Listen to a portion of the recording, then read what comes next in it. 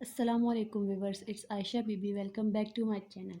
तो इस वीडियो में मैं आपके लिए लाई हूँ chapter number 1 fundamental of chemistry का लेक्चर नंबर 2, जिसमें हम पढ़ेंगे कुछ बेसिक डेफिनेशन और टर्म्स जो केमिस्ट्री में यूज़ होती है। तो वीडियो को स्टार्ट करने से पहले वीडियो को लाइक, शेयर और सब्सक्राइब करना ना भूलिएगा। तो चलिए स्टार्ट करते हैं। वो basic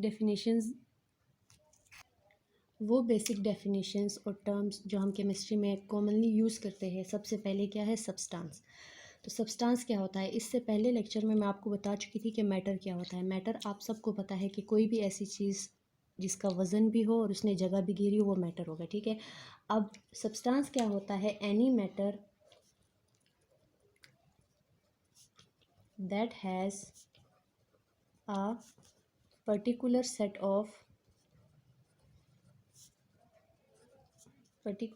of characteristics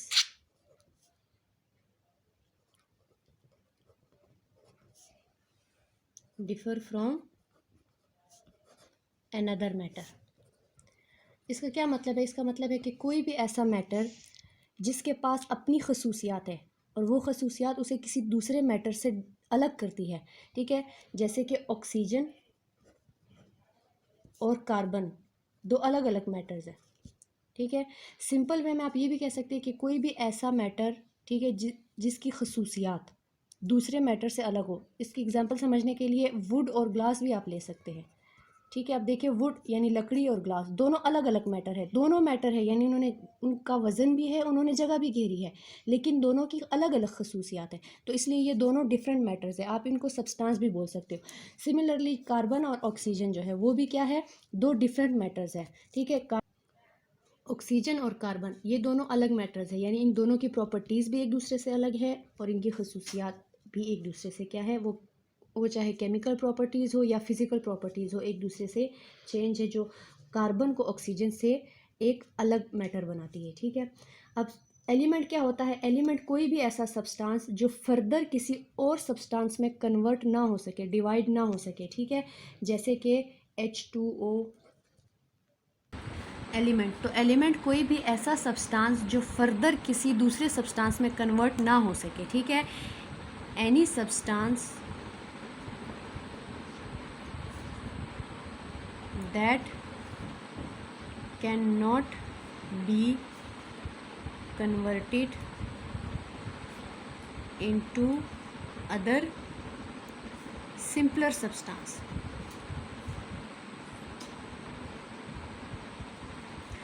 for example, again oxygen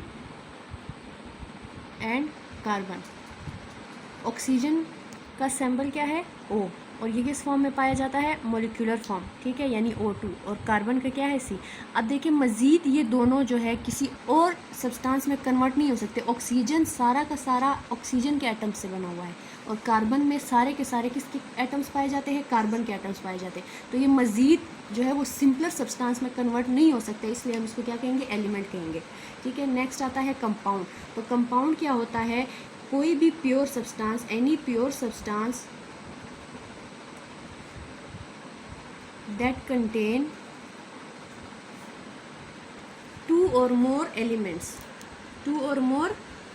जो दो या दो से ज़्यादा एलिमेंट्स को मिलकर बने, वो क्या है? Compound. Elements held together by chemical bonds, यानी वो दो एलिमेंट एक दूसरे के साथ किसके ज़रिए कनेक्ट हो? केमिकल बॉन्ड्स के ज़रिए। जैसे कि H2O में देखिए हाइड्रोजन भी है और ऑक्सीजन भी है, और ये दोनों आपस में किस चीज़ के ज़रिए कनेक्टेड है? केमिकल बॉन्ड्स के बारे में।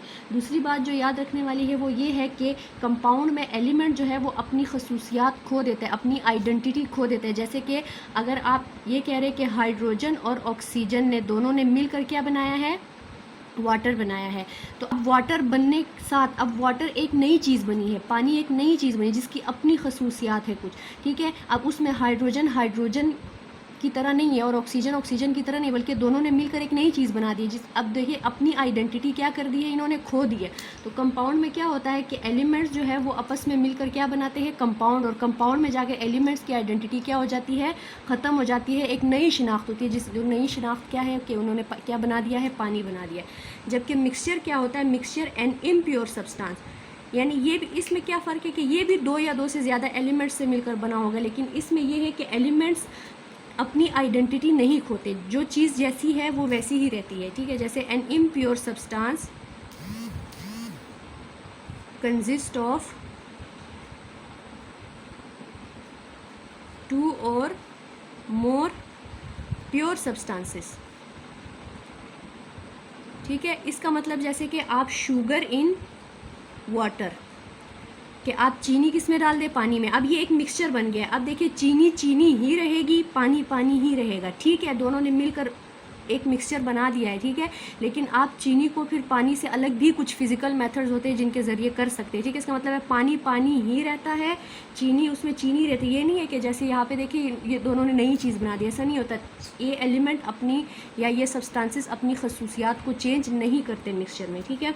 इसके बाद आता है टाइप्स। तो टाइप्स क्या है, 2 तरह के मिक्सचर होते हैं, एक होता है होमो और एक होता है हेट्रोजीनस मिक्सचर। होमो का मतलब होता है सेम, यानी ऐसा मिक्सचर जिसमें दोनों चीज़ें किस फेज़ में हो, सेम फेज़ में हो। सेम फेज़ का क्या मतलब है कि आपने शुगर और पानी को आपस में हल किया है, तो चीनी अब इस तरीके से हल हो गई है कि वो इक्वली हर जगह डिस्ट्रीब्यूट हो गई है। यानी अगर आप 1 चम्मच चीनी 1 गिलास पानी में डालते हो, तो उस गिलास में से आप जहाँ से भी सिप लोगे पानी का, हर जगह जायका क्या आएगा, सेम आएगा। ऐसा नहीं है कि ऊपर आपको थोड़ा सा फीका लगे और नीचे आपको मीठा लगे, ऐसा नहीं होता। हर जगह से जायका सेम आएगा, यानी कि वो सेम फेज़ में है, यूनिफॉर्मली डिस्ट्रीब्यूटेड है। यानी बिल्कुल हर तरीके से उनकी तकसीम क्या हुई है, बिल्कुल जितना एक जगह चीनी पहुंची है उतना दूसरी जगह भी हल होकर पहुंच गई है, ठीक है। यूनिफॉर्मली डिस्ट्रीब्यूटेड, उसमें क्या होता है, सल्यूट जो है के particles uniformly distributed in solvent. जबकि हेट्रोजीनस मिक्सचर का, हेट्रो का मतलब होता है डिफरेंट, यानी वो डिफरेंट फेज़ में होते हैं। इसका क्या मतलब है, जैसे आप एग्जांपल ले ले, ऑयल फ्लोटिंग ऑन वाटर, यानी तेल जो है वो पानी के ऊपर आ रहा है। अब देखिए ना तो दोनों मिक्स हुए, मिक्सचर तो बना है लेकिन मिक्स हुए, और आप उसको डिफरेंट भी कर सकते हैं। आपको नज़र भी आ रहा है कि ऑयल ऊपर है और पानी क्या है, नीचे है। तो आप जैसे देखने से ही उन 2 सल्यूट और सॉल्वेंट, यानी जो 2 चीज़ों को आपने मिक्स किया, उनको देखने से ही आपको पता लग जाए कि ये एक चीज़ अलग चीज़ है और दूसरी अलग चीज़ है, तो उसको हेट्रोजीनस मिक्सचर कहेंगे। या आप इसकी एग्जांपल सैंड इन वाटर, यानी रेत को अगर आप पानी में डालें तब भी आपके पास क्या होगा, ये हेट्रोजीनस मिक्सचर ही बनेगा। यानी आप रेत को अलग देख सकते हो और पानी को अलग। जबकि होमोजीनस मिक्सचर में आपने अगर शुगर को पानी में या साल्ट को पानी में डाल दिया है, तो इन दोनों में आपको कहीं पे भी साल्ट, आपको सिर्फ पानी ही नज़र आएगा। मतलब आप डिफरेंट नहीं कर पाओगे कि कौन सी चीज़ किस में मिक्स हुई है, ठीक है, या सल्यूट कहाँ पर है, ठीक है। तो इसको कहा जाता है होमोजीनस मिक्सचर, और जिसमें आप डिफरेंट कर सको कि दो चीज़ें जो है वो अलग अलग है, तो इनको क्या कहा जाएगा, हेट्रोजीनस मिक्सचर। दूसरा में होमोजीनस मिक्सचर में क्या मैंने आपको बताया कि वो पार्टिकल्स क्या होते हैं, यूनिफॉर्मली डिस्ट्रीब्यूटेड, यानी इक्वली हर जगह डिस्ट्रीब्यूट होते हैं। जबकि इसमें यूनिफॉर्मली डिस्ट्रीब्यूट नहीं होते, किसी एरिया में सल्यूट की कंसंट्रेशन ज़्यादा होगी और किसी एरिया में उसकी कंसंट्रेशन।